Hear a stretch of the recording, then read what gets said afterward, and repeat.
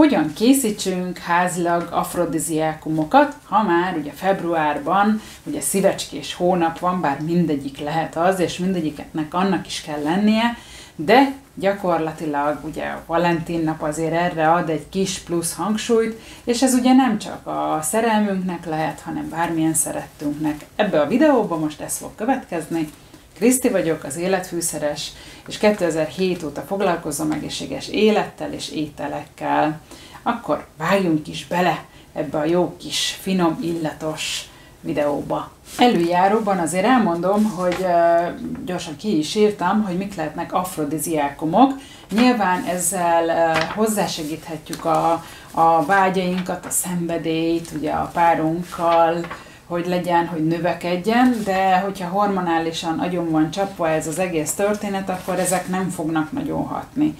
Tehát ez akkor működik, hogyha a hormonálisan rendben vagy, alapvetően jól vagy, és kell egy pici, kis fűszer. Tehát akkor az ételekben, a édességekbe, a házi készítésű, akár a mosásnál, az öblítőbe, vagy ha csinálsz ilyen kis, mi együtt is fogunk, vagy elmondom, hogy hogyan lehet csinálni, ilyen rollba csinál saját magadnak ilyen parfümöt, akkor abba tudod használni ezeknek az illatokat, vagy ezek illatok kombinációit. Tehát a bazsalikom, a ginzeng, a gyömbér, a bors, az édesgyökér, a kardamom, isteni illata van a kardamomnak, egyébként isteni íze is van. A fahéj, nyilván a fokhagymát, azt már ételbe használjuk, a kávé, módjával azért vele. Csípős paprika, petrezselyem, szegfűszeg és még sokan mások, de ezek a legjobban ismertek és a hazánkban is nagyon jól használt fűszerek, és akkor mindjárt belevágunk, hogy hogyan csinálunk egy hajbodorító, ez ilyen a hullámos hajóaknak lesz ilyen kis extra, hogy hogyan csináljunk vágyfokozó, vagy legalábbis izgalmasító ilyen fufukás, ilyen sprayt, szárazon be lehet fújni, benyomkodjuk, és akkor már is ilyen kis göndörloknik lesznek.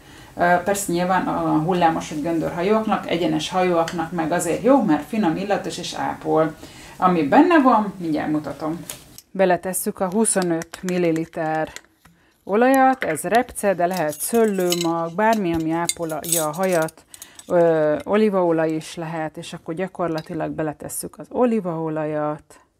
Ez most repceolaj, bocsánat, ez 15 ml volt, és még beleteszünk 10 millit, így ki lehet mérni, 25 ml olajat, ezt nem kell egyébként annyira kidekázni, lehet körülbelül, de lehet pontosan is. 10 ml aloe vera,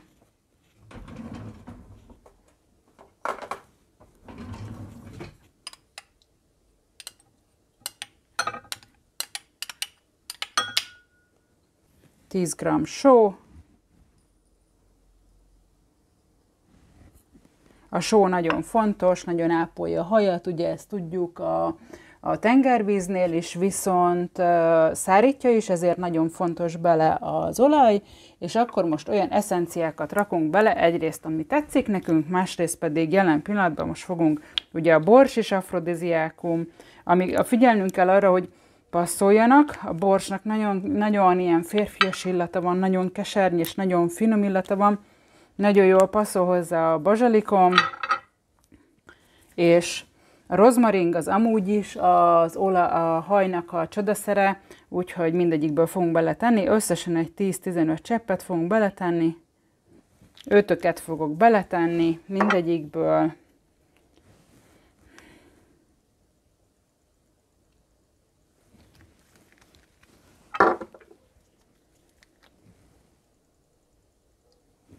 Vigyázni kell, nehogy megszaladjon, de gyakorlatilag ilyen gyönyörű színt kaptunk. Ha megcsináltuk ezt a szép kis oldatot, ugye milyen gyönyörű? Ugye itt van benne, még egyszer vegyük át az eszenciák, amiknek ilyen gyönyörű színe van, úristen!